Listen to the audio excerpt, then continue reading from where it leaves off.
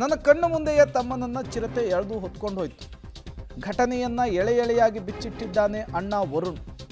ಅಮ್ಮ ಗಟ್ಟಿಯಾಗಿ ಹಿಡಿದುಕೊಂಡಿದ್ರು, ಚಿರತೆ ಬಿಡಲಿಲ್ಲ, ಎಳ್ಕೊಂಡು ಹೋಯ್ತು. ಇದಕ್ಕೆ ಕಾರಣವಾದವರಿಗೆ ಶಿಕ್ಷೆ ಆಗಲೇಬೇಕು. ನನ್ನ ತಮ್ಮನ ಸಾವಿಗೆ ನ್ಯಾಯ ಸಿಗಬೇಕು, ನನ್ನ ತಮ್ಮನಿಗಾದಂತೆ ಯಾರಿಗೂ ಕೂಡ ಆಗಬಾರ್ದು ಅಂಥೇಳಿ ಮೃತ ಹರ್ಷಿತ್ ಸಹೋದರ ವರುಣ್ ಕಣ್ಣೀರಿಟ್ಟಿದ್ದಾರೆ. ಆ ಸಂದರ್ಭದಲ್ಲಿ ಚಿರತೆ ಅಟ್ಯಾಕ್ ಹೇಗಿತ್ತು, ಚಿರತೆಯಿಂದ ಮಗನನ್ನು ರಕ್ಷಿಸಿಕೊಳ್ಳೋದಕ್ಕೆ ತಾಯಿ ಹೇಗೆ ಗುದ್ದಾಡಿದ್ರು, ಎಲ್ಲವನ್ನೂ ಕೂಡ ಕಣ್ಣಿಗೆ ಕಟ್ಟುವ ರೀತಿಯಲ್ಲಿ ವರುಣ್ ಎಕ್ಸ್ಪ್ಲೇನ್ ಮಾಡಿದ್ದಾರೆ.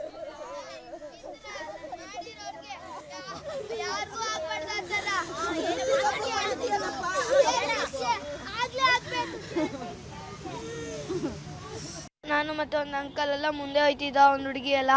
ಆಮೇಲೆ ನಮ್ಮಮ್ಮ ಹಿಡ್ಕೊಂಡಿದ್ರು ನಮ್ಮ ತಮ್ಮನ.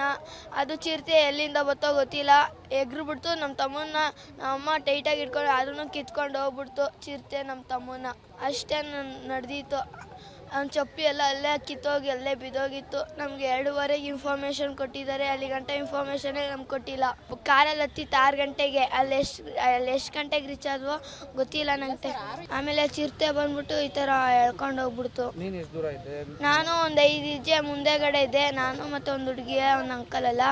ನಾವು ಸ್ವಲ್ಪ ಅಪ್ಗೋಗ್ಬಿಟ್ಟು ಆಮೇಲೆ ಆ ಕಡೆಗೆ ಹೋಗ್ಬಿಟ್ರು. ಅಲ್ಲಿ ಏನೂ ಇರಲಿಲ್ಲ ತೊಗೊಂಡು ಹೊಡಿಯೋಣ ಅಂದರೆ ಚಪ್ಪಲಿ ಎಲ್ಲ ಅಲ್ಲೇ ಕಿತ್ತೋಗಿತ್ತು, ಅಲ್ಲೇ ಬಿದ್ದೋಗ್ಬಿಟ್ಟಿತ್ತು. ಎಳ್ಕೊಂಡ್ರು ನಾತ್ರನು ಅದು ಹೋಗ್ಬಿಡ್ತು. ಎಳ್ಕೊಂಡು ಹೋಗಿ ಆಮೇಲೆ ಯಾವಾಗ ಬಂದರು ಫಾರೆಸ್ಟ್ ಅವರೆಲ್ಲ 10:30 10 o'clock ಹಂಗೆಲ್ಲ ಬಂದರು. ನಾವು ಆಮೇಲೆ ಒಂದು 15 ಜನ ಗಂಡು ಹುಡುಗರೆಲ್ಲ ಹೋಗಿ ನೋಡಿದ್ರು. ಅವರು ನಮಗೇನು ಹೇಳಿರಲಿಲ್ಲ. ಆಮೇಲೆ ಅವ್ರಿಗೆ ಗೊತ್ತು, ಅವ್ರು ನಮ್ಮ ಅಪ್ಪಂಗೆಲ್ಲ ಫೋಟೋ ಕಳಿಸಿದ್ದಾರೆ, ನಮಗೇನು ಗೊತ್ತಿಲ್ಲ. ಆಮೇಲೆ ಪೊಲೀಸರು ಫಾರೆಸ್ಟರ್ಸ್ ಎಲ್ಲ ಬಂದು ನಮ್ಗೆ 2:15 ನಮ್ಮ ಅಪ್ಪ ಬಂದಾದ್ಮೇಲೆ ಮಕ್ಕ ತೋರಿಸಿ ತಲೆ ಗಂಟೆ ನಮಗೇನು ತೋರಿಸೇ ಇರಲಿಲ್ಲ.